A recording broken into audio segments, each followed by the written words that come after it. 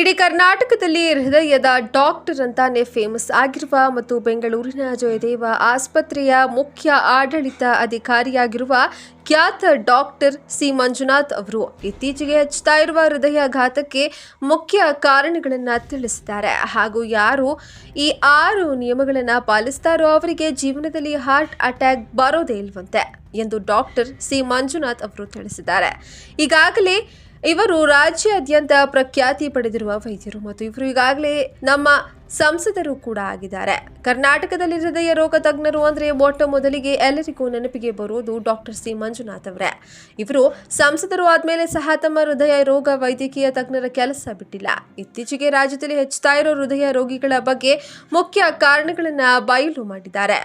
ಯಾರು ಈ 6 ನಿಯಮಗಳನ್ನು ಪಾಲಿಸ್ತಾರೋ ಅವರಿಗೆ ಜೀವನದಲ್ಲಿ ಹಾರ್ಟ್ ಅಟ್ಯಾಕ್ ಬರೋದಿಲ್ಲ ಎಂದು ಸಲಹೆಯನ್ನು ಕೂಡ ನೀಡಿದ್ದಾರೆ.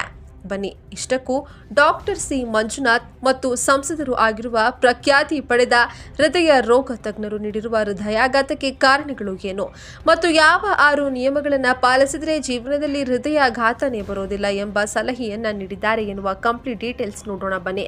ಡಾಕ್ಟರ್ ಮಂಜುನಾಥ್ ಪ್ರಕಾರ ಹೃದಯಾಘಾತಕ್ಕೆ ಇದೇ ಕಾರಣಗಳು. ಇದನ್ನ ಪಾಲಿಸಿದ್ರೆ ಸಾಕು, ನಿಮಗೆ ಹೃದಯಾಘಾತ ಆಗೋದಿಲ್ಲ. ಇತ್ತೀಚಿನ ದಿನಗಳಲ್ಲಿ ಚಿಕ್ಕ ವಯಸ್ಸಿನವರಲ್ಲಿಯೂ ಕೂಡ ಹೃದಯಾಘಾತದ ಪ್ರಕರಣಗಳು ಹೆಚ್ಚಾಗ್ತಾ ಇದೆ. ಈ ಹಿನ್ನೆಲೆಯಲ್ಲಿ ಹೃದ್ರೋಗ ತಜ್ಞರು ಆಗಿರುವಂತಹ ಸಂಸದ ಡಾಕ್ಟರ್ ಮಂಜುನಾಥ್ ನಮ್ಮ ಹೃದಯ ಕಾಪಾಡಿಕೊಳ್ಳಲು ಯಾವತ್ತೂ ಹೇಳುವ ಈ ಟಿಪ್ಸ್ ತಪ್ಪದೆ ಪಾಲಿಸಬೇಕು. ಹೃದಯ ರೋಗ ತಜ್ಞರೆಂದರೆ ಮೊದಲು ನೆನಪಿಗೆ ಬರುವವರೇ ಡಾಕ್ಟರ್ ಸಿ ಮಂಜುನಾಥ್. ಜಯದೇವ ಆಸ್ಪತ್ರೆಯ ಆಡಳಿತಾಧಿಕಾರಿಯಾಗಿ ಅವರು ಮಾಡಿರುವ ಸಾಧನೆಗಳೇ ಅಂತಹದ್ದು. ಇತ್ತೀಚೆಗೆ ಯುವ ಜನಾಂಗದಲ್ಲಿಯೂ ಕಾಡ್ತಾ ಇರೋ ಹೃದಯಾಘಾತದ ಬಗ್ಗೆ ಅವರು ಅಮೂಲ್ಯ ಸಲಹೆಗಳನ್ನು ಹಿಂದಿನಿಂದಲೂ ನೀಡುತ್ತಾ ಬಂದಿದ್ದಾರೆ. ರಕ್ತದೊತ್ತಡ ಬಾರದಂತೆ ನಮ್ಮ ಜೀವನ ಶೈಲಿ ಇರಬೇಕು.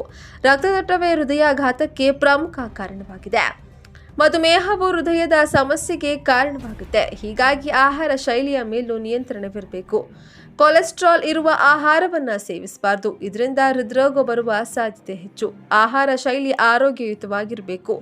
ಅತಿಯಾದ ಆಸೆ ಇರಬಾರ್ದು. ಮನುಷ್ಯನಿಗೆ ಆಸೆ ಸಹಜ, ಆದರೆ ಅದು ಅತಿಯಾದ್ರೆ ದೇಹ ಆರೋಗ್ಯದ ಮೇಲೂ ಪರಿಣಾಮ ಬೀರುತ್ತವೆ. ಮಾನಸಿಕ ಒತ್ತಡ ಅಂದ್ರೆ ಟೆನ್ಷನ್, ಇನ್ನೊಬ್ಬರ ಬಗ್ಗೆ ಕೆಡುಕು ಯೋಚನೆ ಬಿಡಬೇಕು. ಮಾನಸಿಕವಾಗಿ ಶಾಂತಿ, ನೆಮ್ಮದಿ, ಸಂತೋಷವಿದ್ರೆ ಹೃದಯವು ಚೆನ್ನಾಗಿರುತ್ತೆ. ಪ್ರತಿನಿತ್ಯ ವಾಕಿಂಗ್, ವ್ಯಾಯಾಮವನ್ನು ಮಾಡಬೇಕು. ವ್ಯಾಯಾಮ ಅತಿಯಾದರೂ ಕಷ್ಟ. ನಮ್ಮ ದೇಹ ತಾಳಿಕೊಳ್ಳುವಷ್ಟು ದೈಹಿಕ ಕಸರತ್ತು, ವಾಕಿಂಗ್ ಹೃದಯವನ್ನು ಕಾಪಾಡುತ್ತೆ. ಇವೆಷ್ಟು ಮಾಡಿಕೊಂಡ್ರೆ ಸಾಕು, ನಮ್ಮ ಹೃದಯದ ಆರೋಗ್ಯವು ಚೆನ್ನಾಗಿರುತ್ತೆ ಎಂಬುದು ಡಾಕ್ಟರ್ ಸಿ ಮಂಜುನಾಥ್ ಅವರ ಅಭಿಪ್ರಾಯವಾಗಿದೆ.